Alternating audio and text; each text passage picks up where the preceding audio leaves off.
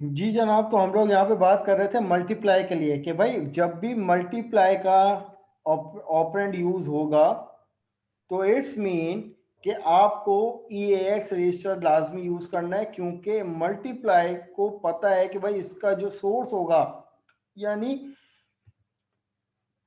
Back and पे ये तो फिक्स है, ये चीज फिक्स है। अब इसके बाद ECX आ सकता है, EDX आ सकता है, EBX आ सकता है, या कोई वेरिएबल आ सकता है। लेकिन अब मैं अगर आप लोगों से एक सवाल करता हूं, मेरे पास यहाँ पे है वैल्यू EAX की 2। अब मल्टीप्लाई के बारे में आप लोगों को पता है कि भाई मल्टीप्लाई में EAX तो इसका डेस्टिनेशन होता है। मैं यहाँ पे लिख देता हूँ 3। अब क्या आउटपुट एक्सपेक्ट करते हो? 6।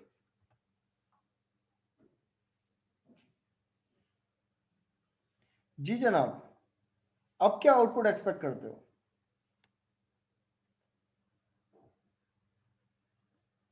EAX में वैल्यू है 2 और असेंबली में आप लोगों ने देख लिया कि भाई मल्टीप्लाई का ऑपरेंड यूज हो रहा है और मल्टीप्लाई में EAX पहले से है। अब EAX में पड़ी हुई वैल्यू 2, हम उसको मल्टीप्लाई करवा रहे हैं 3 से, तो अब इसका आउटपुट क्या आना चाहिए?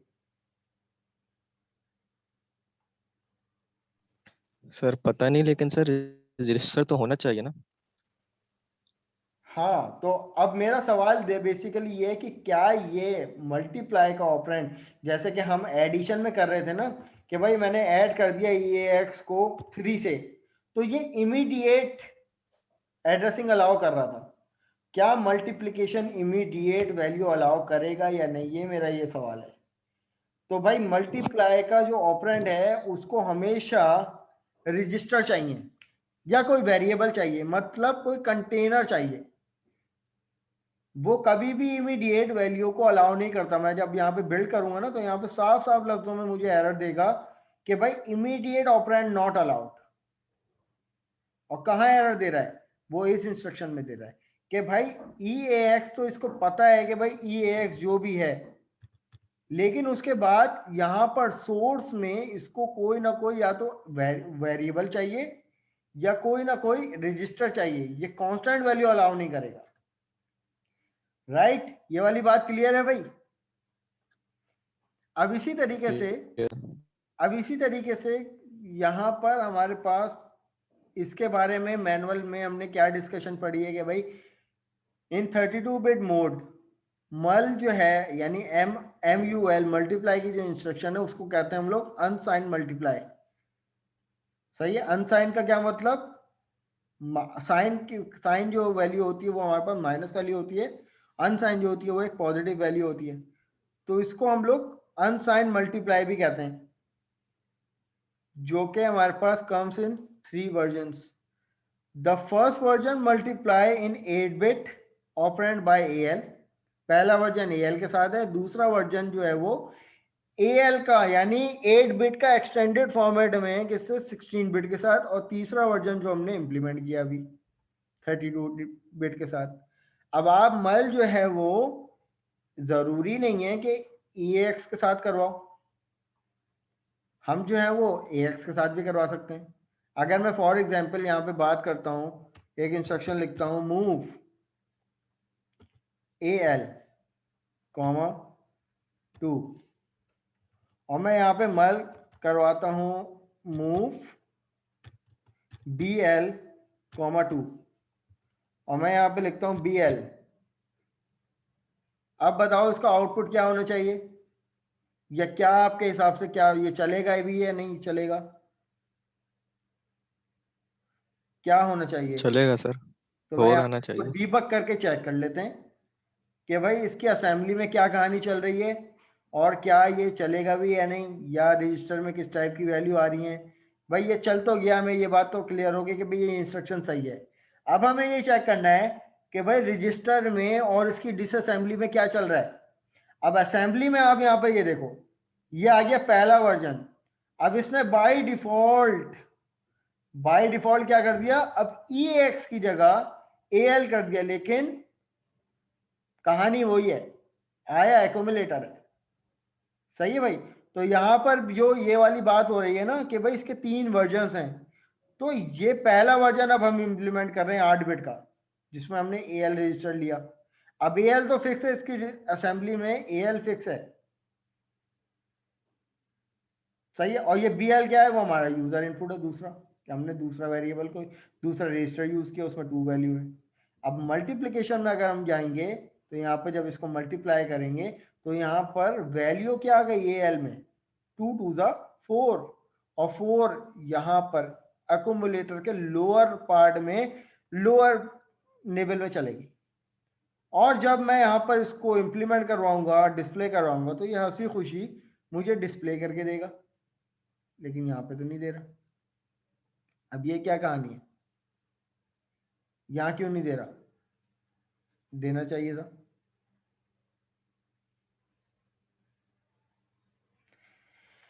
सही है। तो यहाँ पर हमारे पास कहानी ये आ जाएगी कि भाई अगर हमें जिस साइज की वैल्यू को यूज करना है तो उस साइज के हमारे पास वेरिएबल्स भी यूज होते हैं। अगर फॉर एग्जांपल ये लोअर साइज है तो हमारे पास जो है वो उसी हिसाब से बाइट का वेरिएबल यूज होता है। अगर हमारे पास इसी का डबल है तो हमारे पास वर्ड का यूज होता है। अगर हम 32 बिट वेरिएबल की बात करें जो कि EAX में स्टोर होगा, उसके लिए हमारे पास कहानी क्या है, डबल वर्ड, यानी वर्ड कितना होता है 16 का डबल कितना हो जाएगा, तो वो डी वर्ड की डेटा टाइप आती है जो कि 32 बिट हमें साइज प्रोवाइड करती है। तो it depend upon the size, but value आप यहाँ पे देखो कि असेंबली में क्या जा रही है, एक्चुअल वैल्यू जा रही है 4, राइट। तो कहानी है मल्टीप्लाई की समझ में आ गई भाई। मल्टीप्लाई को सोर्स डेस्टिनेशन पता है कि भाई इसका पहला ऑपरेंड क्या है, EAX फिक्स है। अब चाहे वो वर्जन पहले वर्जन के लिए हो या BX के लिए हो या फिर एक्सटेंडेड फॉर्मेट के लिए हो, ठीक है। अब इसी तरीके से मजीद क्या कह रहे हैं कि भाई मल्टीप्लाई एंड आई मल instruction perform the unsign and sign integer multiplication respectively. अब मल के साथ साथ हमारे पास एक और इंस्ट्रक्शन आती है आई मल। इसके बारे में किसी को इल्म है, आई मल और मल में क्या डिफरेंस हो सकता है?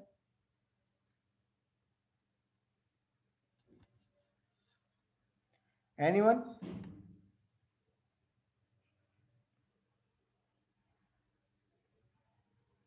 सर मल जो होते हैं वो अनसाइंड होते हैं और आइमल जो होते हैं वो साइंड होते हैं।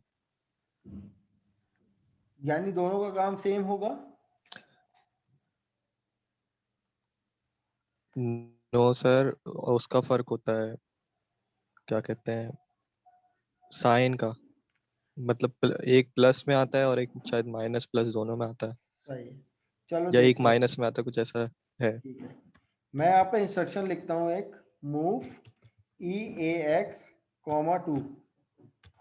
मैं यहाँ पे इंस्ट्रक्शन लिखता हूँ मूव EBX, 3। इंस्ट्रक्शन लिखता हूँ मूव ECX, 4। मैं यहाँ पे लिखता हूँ आई मल। अब आई मल की कहानी मैं ये करना चाहता हूँ कि भाई EBX, ECX।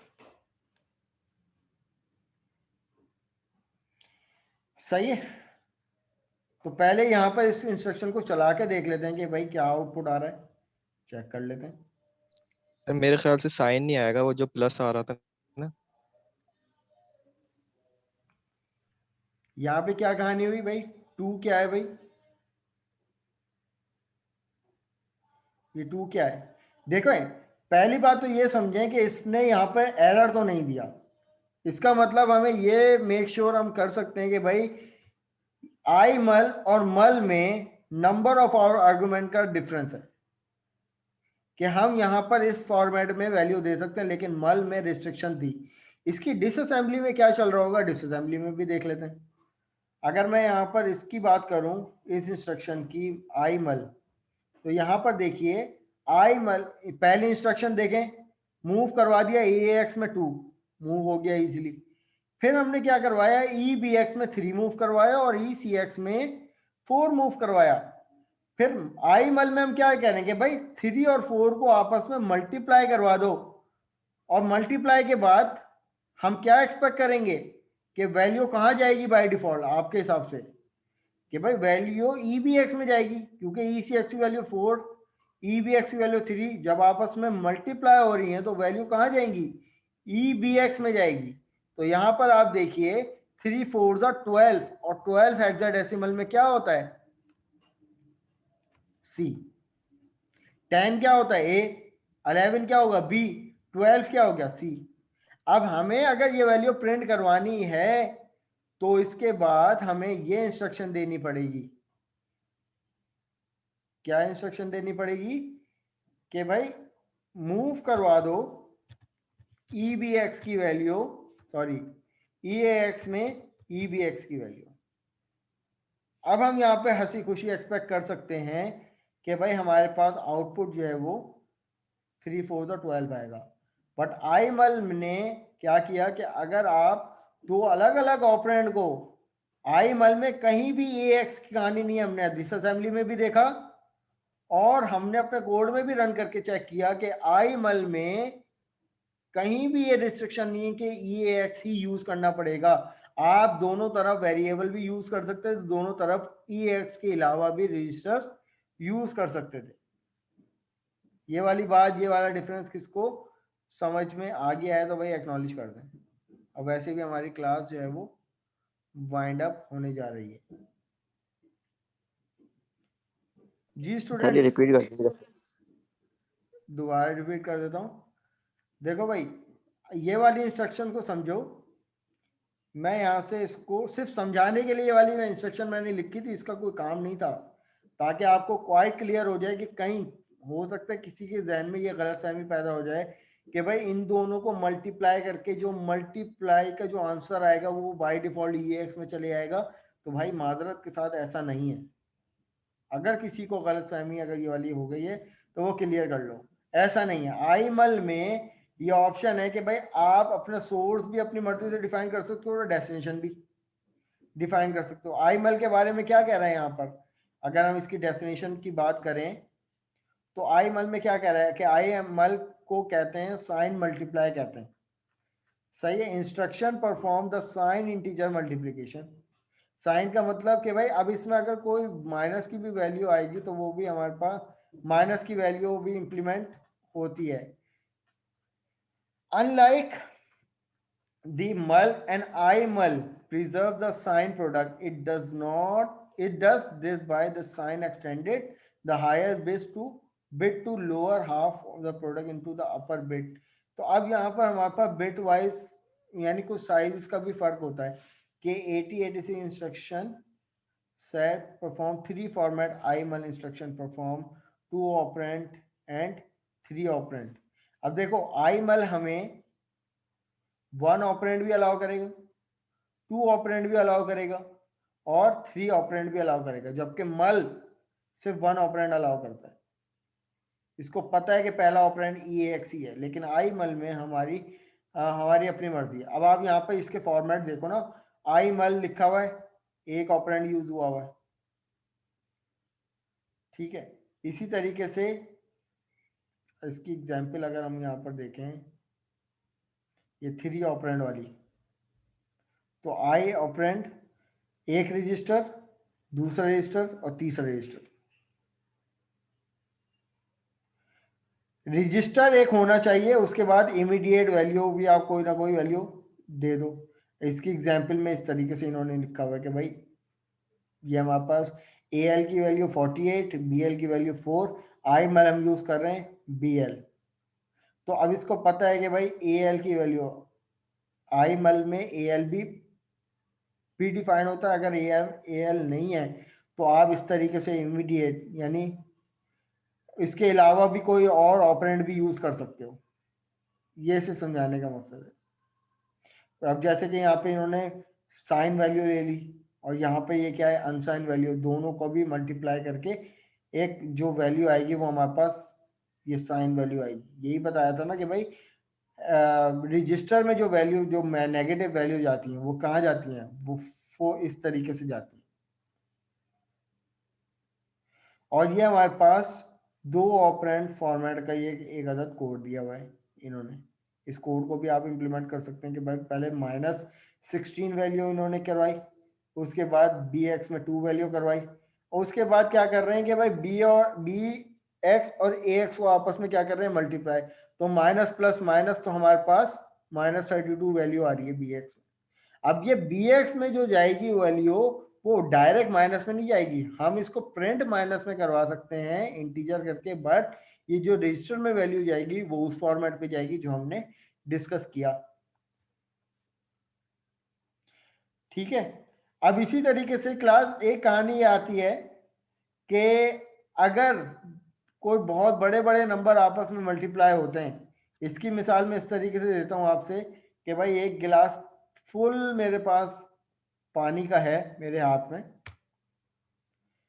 और दूसरा गिलास भी मेरे पास जो है वो फुल, दोनों हाथों में जो है वो फुल फुल गिलास भरा हुआ पानी है। अगर मैं एक गिलास के अंदर दूसरे गिलास के पानी को भी डालने की कोशिश करूं, तो क्या दूसरा गिलास का पानी भी एक ही गिलास में आ जाएगा या नहीं? एक जनरल सवाल है, क्या ऐसा होगा, या आपके हिसाब से ये होगा हमारे हिसाब से कि भाई वो पानी ओवरफ्लो करना शुरू कर देगा, गिर जाएगा पानी। जितना पानी आप उस दूसरे गिलास में डालोगे जो ऑलरेडी पहले भरा हुआ है, वो क्या करेगा, ओवरफ्लो हो जाएगा। तो यकीनन ये ओवरफ्लो का कॉन्सेप्ट आ गया। अब मैं अगर आप लोगों से एक सवाल करता हूं कि भाई for example move E A x में एक वैल्यू पास करवाता हूं, 1 2 3 4 5 6 7 8, एक हेक्साडेसिमल वैल्यू, सही है। और उसके बाद मूव ई बी एक्स में मैं एक और वैल्यू ऐड करवाता हूँ, 1 2 3 4 5 6 7 8 एच। अब ये दो रजिस्टर क्या हैं, बिल्कुल फुल हैं। अब इन दोनों के दरमियान मैं करवाता हूँ मल्टीप्लिकेशन, दोनों के दरमियान क्या करवाता हूँ, मल्टीप्लिकेशन। तो आपको लगता है कि ये दोनों वैल्यू आपस में जब मल्टीप्लाई होंगी तो क्या 32 बिट का ही नंबर बनाएंगी? क्या लगता है आप लोगों को? अब ये भी 32 है, ये भी 32 है, दोनों वैल्यू क्या है, फुल फुल है बिल्कुल। जब यकीनन जब आपस में मल्टीप्लाई कह रहा हूँ, डिवाइड नहीं कह रहा, मल्टीप्लाई जब होगा तो यकीनन it create huge amount of value, right. तो ये यकीनन 32 बिट से बड़ी वैल्यू होगी। तो फिर जो बड़ी वैल्यू होगी वो यकीनन एक ओवरफ्लो वैल्यू होगी। तो वो ओवरफ्लो की वैल्यू कहाँ जाएगी, सवाल ये है। इसकी मैं मिसाल इस तरीके से दिखाता हूँ, एक कैलकुलेटर।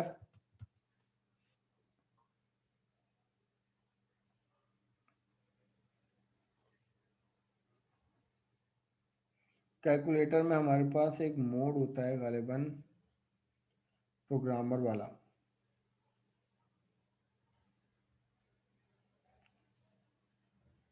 ठीक है, इसमें मैं हेक्साडेसिमल वैल्यू ले लेता हूँ।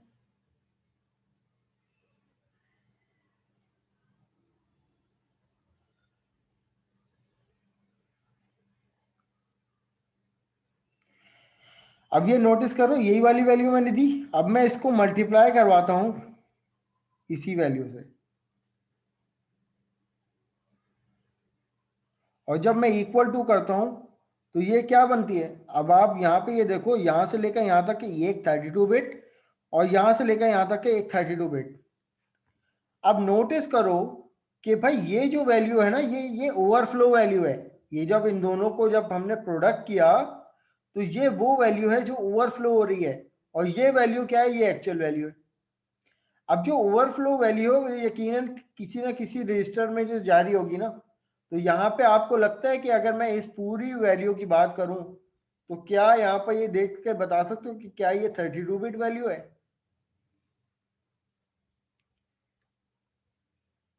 32 बिट वैल्यू तो ये थी कि जिसमें 8 निबल्स आ रही थी।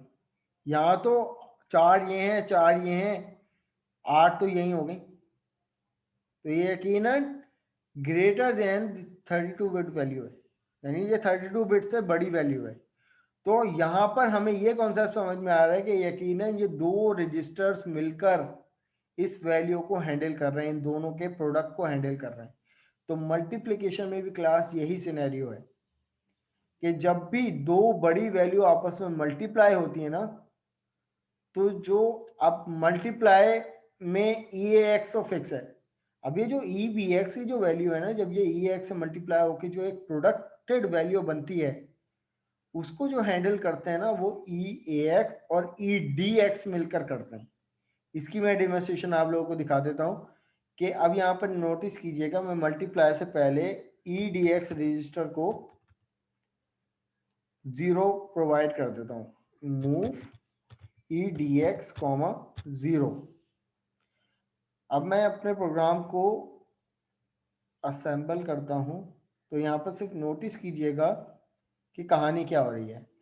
अब मैं पहले इंस्ट्रक्शन में जाता हूँ, पहले रजिस्टर को मैंने फुल कर दिया, दूसरे रजिस्टर को भी मैंने फुल कर दिया, तीसरे इंस्ट्रक्शन में मैंने यहाँ पर ये देखें EDX में कोई गार्बेज वैल्यू है, तो गार्बेज वैल्यू को ख़त्म करने के लिए बस मैंने ये इंस्ट्रक्शन अभी लिखी थी सिर्फ कि अब जो इन दोनों को जब हम मल्टीप्लाई करने जा रहे हैं ना, तो यकीनन 32 बिट जब आपस में मल्टीप्लाई होगा तो ये यकीनन 32 बिट नहीं बनेगा, ये मोर देन 32 बिट वैल्यू बनेगी। तो अब जो वैल्यू बनेगी ना, तो आप नोटिस कीजिएगा कैलकुलेटर में जो वैल्यू बनी थी, ओह दोबारा से इसको step over then step over, जब मैं दोबारा स्टेप ओवर करूंगा ना, तो क्लास देखिए EDX में यही वैल्यू थी। मैंने अभी क्या बताया कि जब दो साइज की ह्यूज वैल्यू आपस में मल्टीप्लाई होती हैं और वो साइज को बढ़ा देती हैं, तो उसके लिए यकीनन उस वैल्यू को हैंडल करने के लिए बड़ा साइज चाहिए होगा। तो अब आप यहाँ पे नोटिस कीजिए कि bx की वैल्यू तो अपनी जगह bx में सेव है, a की वैल्यू क्या थी, ये थी। जब इन दोनों वैल्यू को मल्टीप्लाई करवाया तो अकॉर्डिंग टू दिस कि भाई इसका डेस्टिनेशन क्या होता है, ए होता है, ई एक्स होता है। तो जब ई बी एक्स की वैल्यू से मल्टीप्लाई हुई, तो जो मल्टीप्लाई होने के बाद जो एक्चुअल वैल्यू थी वो ई एक्स में आई, और जो ओवरफ्लो वैल्यू थी वो किस में गई। तो इन दो रजिस्टर ने मिलकर, यानी ई एक्स और ई डी एक्स ने मिलकर क्या किया, ओवरफ्लो वैल्यू को और एक्चुअल वैल्यू को मिलकर हैंडल किया। अब इसकी मिसाल बस मैं अपनी फाइनली आखिरी मिसाल देकर मैं अपने टॉपिक को वाइंड अप की तरफ लेके जा रहा हूं। इस चीज से समझिएगा कि मैं यहाँ पर एक बिट लिखता हूं। आप लोगों को बाइनरी नंबर तो सबको तो ऐड करने आते हैं ना, सही है, कि बाइनरी नंबर हम लोग किस तरीके से ऐड करते हैं, ये सबको पता है। Yes sir.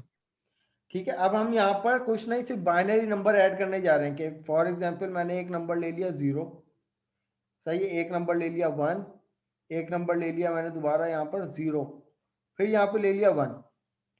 इसी नंबर को मैं क्या करने जा रहा हूँ, मल्टीप्लाई करवाऊंगा कि भाई 0 0 और यहाँ पर 1 और 1 से।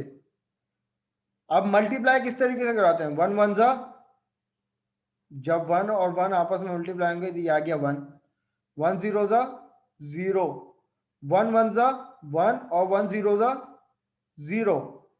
फिर उसके बाद हमने यहाँ पर 0 लगाया, जैसे मैथमेटिक्स में हम क्रॉस लगाते हैं, हम बाइनरी में क्या लगा लेंगे, 0 लगा लेंगे। फिर 1 1 जा 1 0 1 0, फिर इसी तरीके से ये 0। अब इनको तो लिखने की जरूरत नहीं है, हम डायरेक्ट इनको ऐड करवा देते हैं। अब नोटिस कीजिएगा कितने बिट के नंबर, 1 2 3 4, 4 निबल्स के नंबर आपस में, दो नंबर आपस में क्या हो रहे हैं, मल्टीप्लाई हो रहे हैं।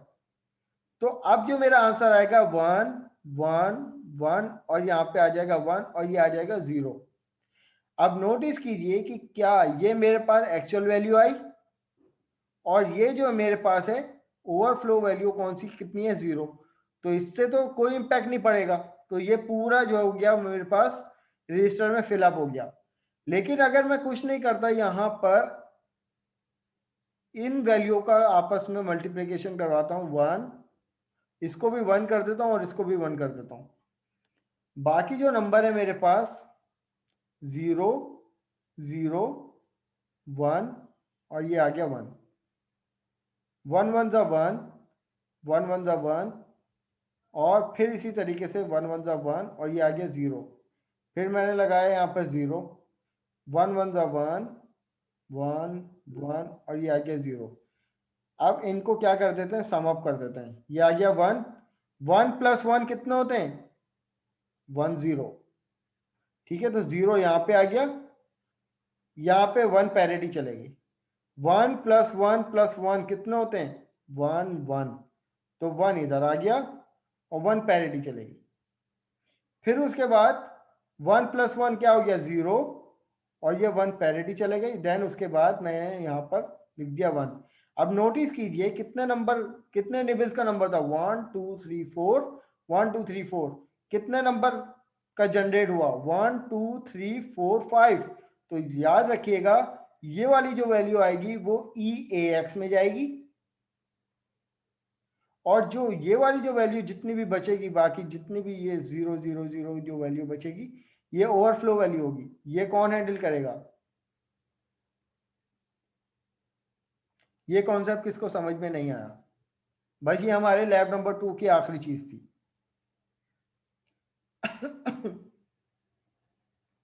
कि जब भी याद रखिए दो नंबर आपस में क्या होंगे, मल्टीप्लाई होंगे और एक ह्यूज नंबर बनाएंगे, तो उनको EAX और EDX रजिस्टर आपस में मिल जाएंगे और एक मेमोरी बनाएंगे। और ओवरफ्लो वैल्यू को कौन एक्सेस करेगा, ये एक्सेस करेगा EDX, और एक्चुअल वैल्यू को कौन एक्सेस करेगा, ये वैल्यू। अब इसमें हमारे पास अभी भी एक डिवीजन का ऑपरेटर रह गया है। ये अब मैं नेक्स्ट क्लास में आप लोगों को करवाऊंगा, डिवीजन की भी कहानी होती है। अगर आप लोगों को पता हो कि भाई जब दो नंबर आपस में डिवाइड करते हैं तो एक कोफिशिएंट बनता है और एक रिमाइंडर बचता है, सही है। और कुछ नंबर ऐसे होते हैं जो परफेक्ट डिविजिबल हो जाते हैं। तो रिमाइंडर अगर किसी भी क्वेश्चन में बचता है तो रिमाइंडर EDX में जाता है, और जो है एक्चुअल जो कोफिशिएंट होता है वो EAX में जाता है। ये मैं इसकी इम्प्लीमेंटेशन अगली क्लास में इंशाल्लाह ताला आप लोगों को करवा दूंगा। यहाँ तक कि क्लास मुझे एक्नॉलेज करें, इस चीज़ को एक्नॉलेज करें कि भाई